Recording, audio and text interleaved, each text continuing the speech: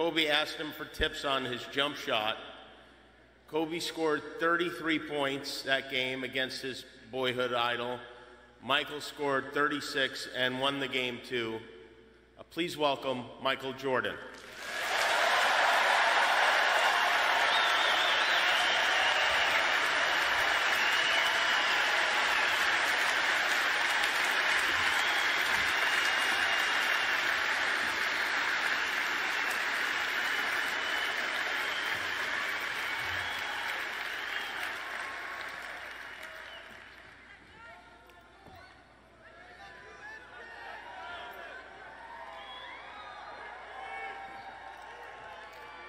I would say good morning, but it's afternoon. I'm grateful to Vanessa and the Bryant family for the opportunity to speak today. I'm grateful to be here to honor Gigi and celebrate the gift that Kobe gave us all. What he accomplished as a basketball player, as a businessman, and a storyteller, and as a father. In the game of basketball, in life, as a parent, Kobe left nothing in the tank. He left it all on the floor.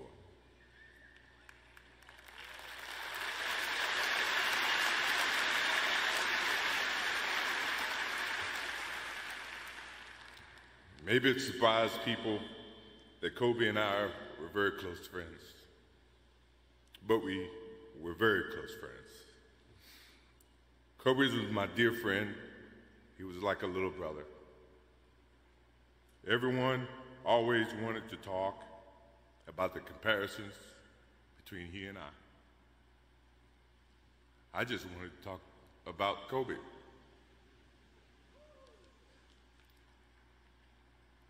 You know, all of us have brothers and sisters, little brothers, little sisters who, for whatever reason, always tend to get in your stuff, your closet, your shoes, everything. It was a nuisance, if I can say that word. But that nuisance turned into love over a period of time, just because the admiration that they had for you as big brothers or big sisters. The questions, the wanting to know every little detail about life that they were about to embark on. He used to call me, text me, 11:30, 2:30, 3 o'clock in the morning, talking about post-up moves, footwork, and sometimes the triangle. At first, it was an aggravation.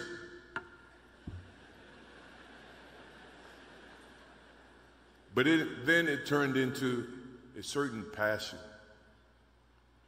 This kid had passion like you would never know. And it's an amazing thing about passion. If you love something, if you have a strong passion for something, you would go to the extreme to try to understand or try to get it. Either ice cream, Cokes, hamburgers, whatever you have a love for. If you have to walk, you would go get it. If you have to beg someone, you would go get it. What Kobe Bryant was to me was the inspiration that someone truly cared about the way I played the game or the way that he wanted to play the game. He wanted to be the best basketball player that he could be. And as I got to know him, I wanted to be the best big brother that I could be.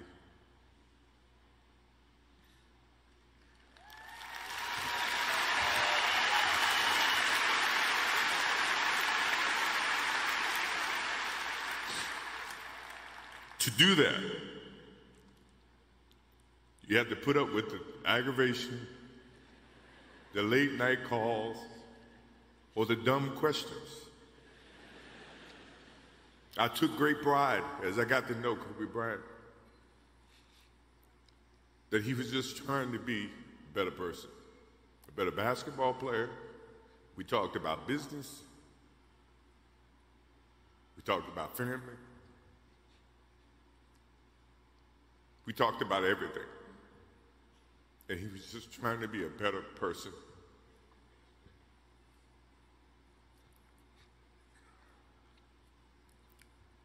Now he's got me. I'll have to look at another crime meme for the next.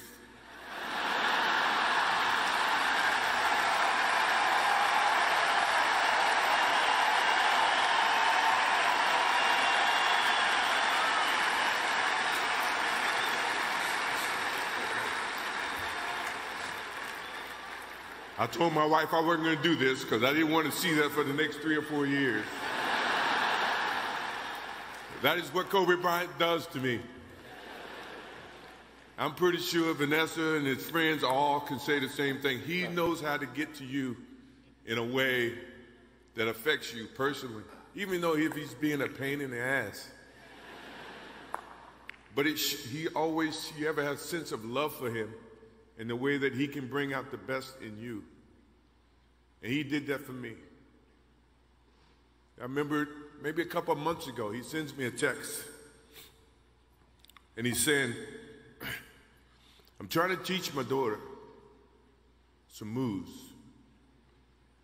And I don't know what I was thinking or what I was working on. But what were you thinking about when you were as you were growing up, trying to work on your moves? I said, what age? He says, 12. I said, 12, I was trying to play baseball. He sends me a text back saying, laughing my ass off. And this was at 2 o'clock in the morning. But the thing about him was we could talk about anything that related to basketball, but we can talk about anything that related to life.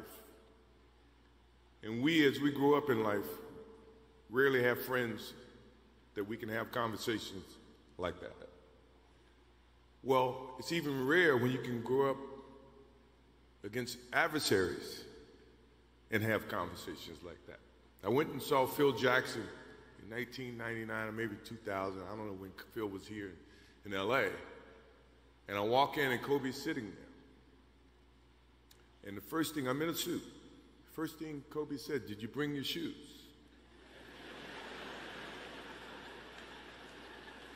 No, I wasn't thinking about playing. But his attitude to compete and play against someone he felt like he could enhance and improve his game with. To me, that's what I loved about the kid. Absolutely loved about the kid. No matter where he saw me, it was a challenge. And I admired him because his passion, you rarely see someone who's looking and trying to improve each and every day, and not just in sports, but as a parent, as a husband. I am inspired by what he's done and what he shared with Vanessa and what he's shared with his kids. I have a daughter who is 30 who just became a grandparent. And I have 2 twins. I have twins at 6.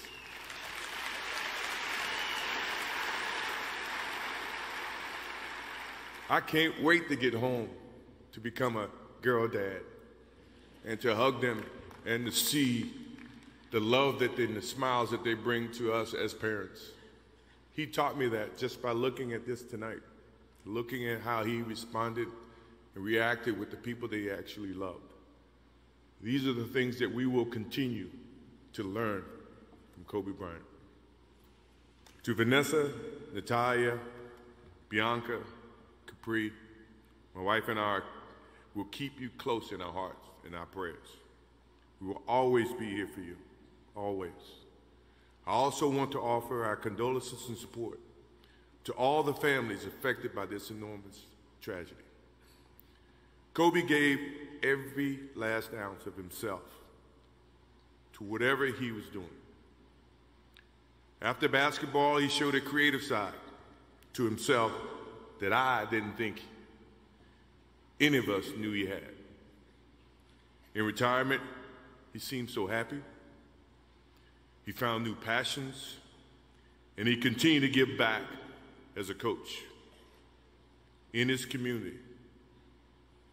More importantly, he was an amazing dad, amazing husband, who dedicated himself to his family and who loved his daughters with all his heart. Kobe never left anything on the court. And I think that's what he would want for us to do. No one knows how much time we have. That's why we must live in the moment. We must enjoy the moment. We must reach and see and spend as much time as we can with our families and friends and the people that we absolutely love. To live in the moment means to enjoy each and every one that we come in contact with. When Kobe Bryant died, a piece of me died. And as I look in this arena and across the globe, a piece of you died, or else you wouldn't be here. Those are the memories that we have to live with and we learn from. I promise you, from this day forward, I will live with the memories of knowing that I had a little brother that I tried to help in every way I could. Please rest in peace, little brother.